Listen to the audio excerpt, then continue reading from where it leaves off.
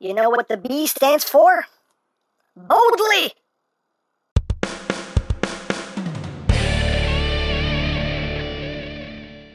Hey! What's up, my peoples? EmGo here, the freaking geek himself, and today we will be reviewing the Eaglemoss Star Trek U.S.S. Enterprise NCC 1701B. So here we are, and there it is. And first and foremost, as always, we'll take a quick look at the packaging. As you can see right up front here, we have the Enterprise B on display, U.S.S. Enterprise NCC 1701B. On the bottom, we just have your legal mumbo jumbo. On this side, Star Trek. On this side, Star Trek. On the back, we have logos: Voyager, Deep Space Nine, Next Generation, Enterprise. On the bottom, StarTrek.com. And that is basically it for the packaging. So let's open it up and let's take a look at the model itself. Remove the foamage, the styrofoamage. Put that off to the side. And of course, we'll first take out the little display base here. Remove it from this little plastic baggie. That's the typical black oval base with the felt bottom and the sticker U.S.S. Enterprise NCC 1701B 1451. And you have the transclearance piece that will hold the ship itself, and that just plugs right in. And there you have your display base. And now we will pull out the ship itself. And again, I don't throw these boxes. I keep these boxes. This is just going to get put off to the side. All nice and gentle-like. But here we have the Enterprise B. And to be honest, this is not one of my favorite Enterprise designs.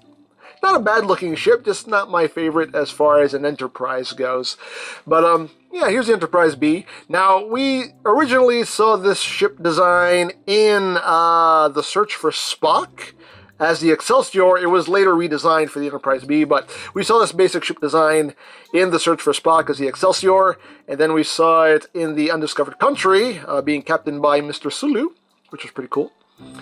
And, yeah, and then we saw it in the Generations movie as the Enterprise B. And, yeah, not my favorite design for an Enterprise, but still a cool-looking ship. But let's get in close here so we can take a look at the details. Of course, you have the registry right there, U.S.S. Enterprise, NCC 1701B.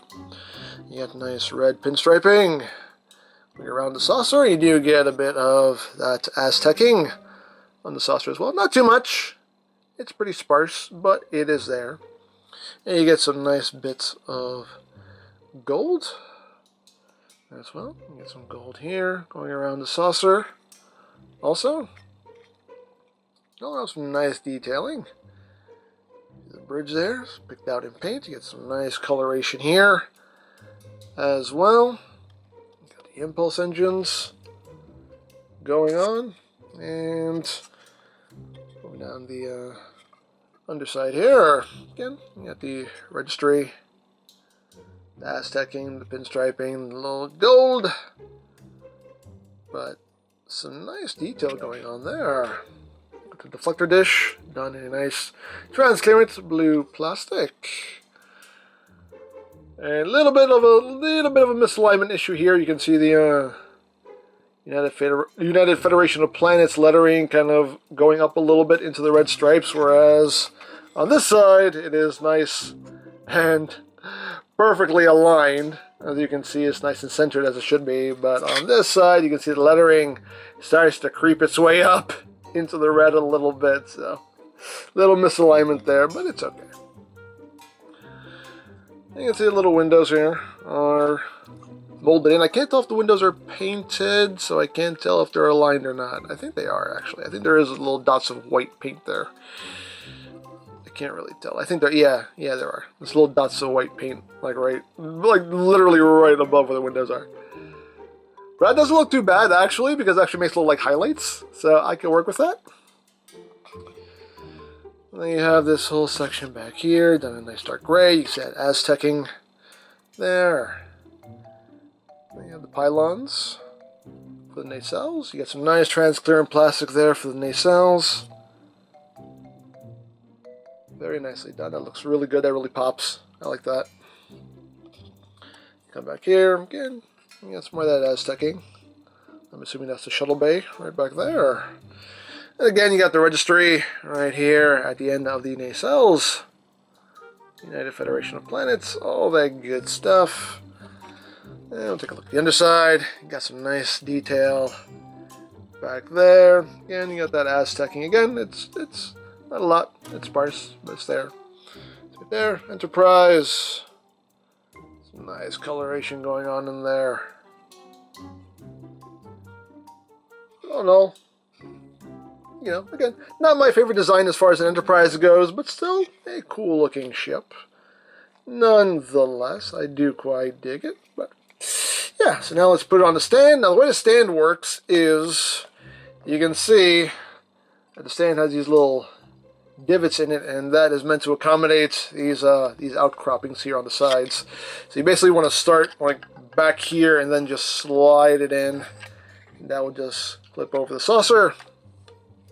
And there you have the Enterprise B on its display stand. And again, like I said with the other models, I love how it's, you know, at an angle, just makes it look a bit more dynamic. But I do quite like that. I do quite like that.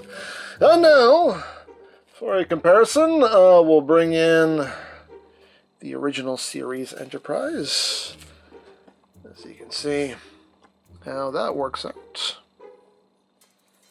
And here it is with the Enterprise A. Now the funny thing about these models is, as you can see, if we hold these two ships side by side, the Enterprise B looks tiny by comparison to the Enterprise A. Lengthwise, both of these models are the same length. They're 10.5 inches long. So lengthwise, these models are the same size. But when you look at them side by side, the Enterprise B just looks tiny by comparison, which is really funny because while the Enterprise A is 305 meters long, the Enterprise B is 467 meters long.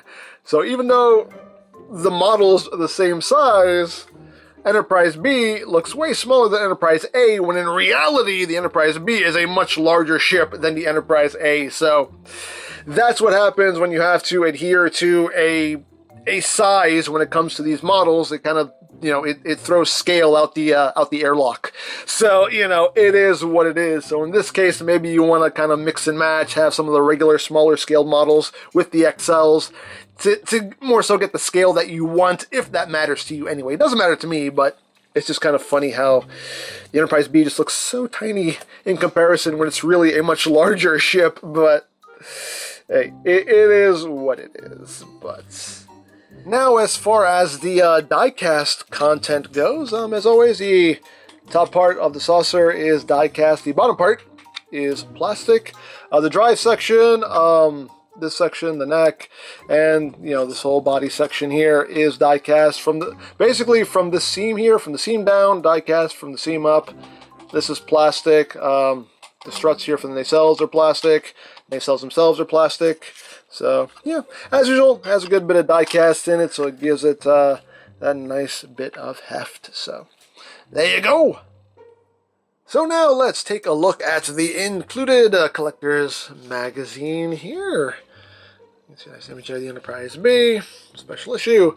Excelsior class, launched 2293, 467 meters, 32 decks. I open it up, it just tells you how to plug on the stand, online stuff, things and stuff, and the specifications here of the Enterprise B. First appearance was in Star Trek Generations, class Excelsior, designed by Bill George, John Eves, and Herman Zimmerman, and Captain John Harriman. You can see some stills there. It's from the Generations movie. And this is basically talking about the Generations movie here. A Tale of Two Captains. First time we see Kirk and Picard together. That was pretty cool.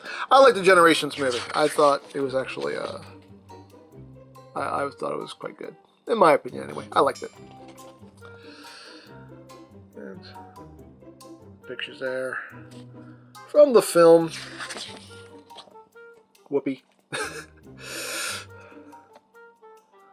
Oh, these two. I love these two.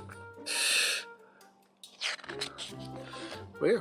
There you go. From the opening. The Enterprise. The Enterprise boat. It was fun. Yeah. And the crash saucer. And talking about crashing the saucer. And everything they did to crash the saucer in the movie and how they rigged everything. That's pretty cool. See the behind the scenes photos and how they managed to do this with practical effects. No CGI. This was done practical. That's really cool. And designing stellar cartography. Let's see some design sketches there. Concept art. Very cool. I always like this behind the scenes stuff. And there you go. There you have the magazine. And there you go. So there you have the Enterprise B, and yeah, it's a cool looking ship. Just as an Enterprise, it's not one of my favorites, but still a cool looking ship, and a very nicely done model in my opinion. I'm very happy to add it to my growing fleet of Enterprises, so there you go. Now you can pick these models up directly from Eaglemoss. I'll put a link to their site in the description down below, so you can check that out. You can also check out my Star Trek playlist for any reviews you may have missed. Also linked in the description down below, so you can check that out as well. And I think that's it. So don't forget to check out EmGo's, check out Love Peace Paranormal, follow me on Twitter, all of that good stuff down in the description below. And I think that's pretty much all there is to say. So there is the Eaglemoss Star Trek XL U.S.S. Enterprise NCC 1701B. And this is EmGo saying, remember, you don't stop playing because you grow old because you stop playing. Be geek, be proud, live long and prosper, and palm in your face.